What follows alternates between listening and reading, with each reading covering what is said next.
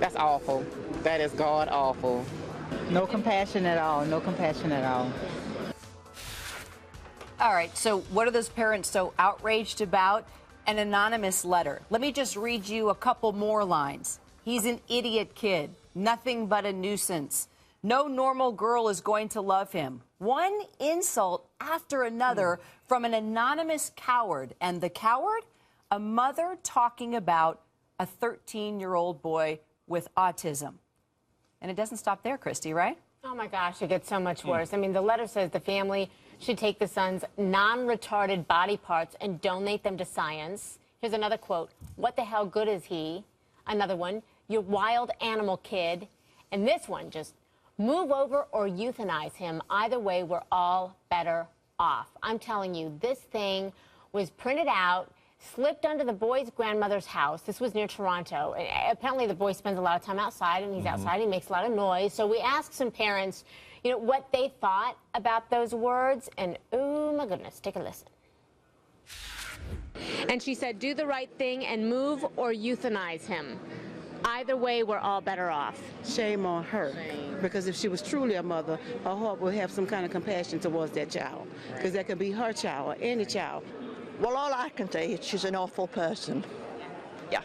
To even think that in the first place. It's a human being we're talking about. When you feel your idiot kid needs fresh air, take him to our park, you dope. It really makes me mad and upset, only because I have a son that's autistic. And so it's very upsetting to me. This woman is a mother who's raising children. What do you think of that? It's scary because that means she's giving them the same values that she has. And she has none, no morals. I've got an autistic grandson. You do? It's not as bad as that. It's not the type that makes all the noises, but he is autistic. And I would hate anybody to say that about him. I have no words to express the contempt I feel for that lady. Okay, besides the fact that this neighbor should be slapped and thrown out a window. Sorry, a little harsh. No, it's not. You know, not at all. Can you call the cops? Can you file harassment charges? Yeah. Can you have her arrested? I mean, what can you do besides have your heart crushed? There may be an opportunity to involve law enforcement in something like this, but this is something that we probably don't talk enough about, Mike, is the community policing function that gets done. Whether or not this is some kind of a threat that would result in a criminal prosecution, one of the things that law enforcement folks are concerned with is the well-being of their communities. And this is something where clearly there's a significant problem with the author of this letter. And I say this all the time. I say it when I speak, that people live their lives in one of two ways. They're either an example or a warning.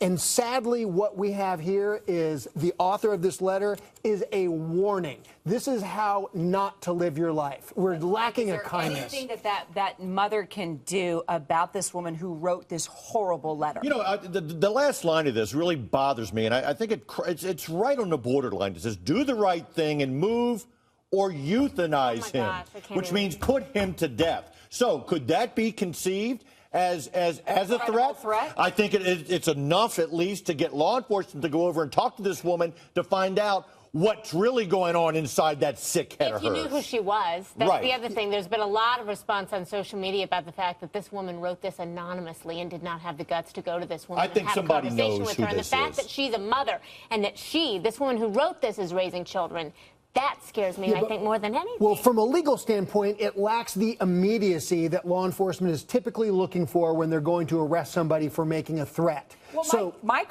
you were a cop for many years, okay? Yeah. People make threats that they want to kill somebody all the time, or you should do this, or you should do that. I mean, from your assessment, looking at this letter, the language, how horrible these things are that she says, you as a cop, do you see her as a threat? Well, you have to look at, is this person who's writing this letter, is he or she a danger to themselves or others? That's what law enforcement has to go on. So if I found out who this person was, I think law enforcement would go over and interview this person. And Mike looks at everybody as a danger, so. Yeah. Because it's a hate letter. It's a hate letter.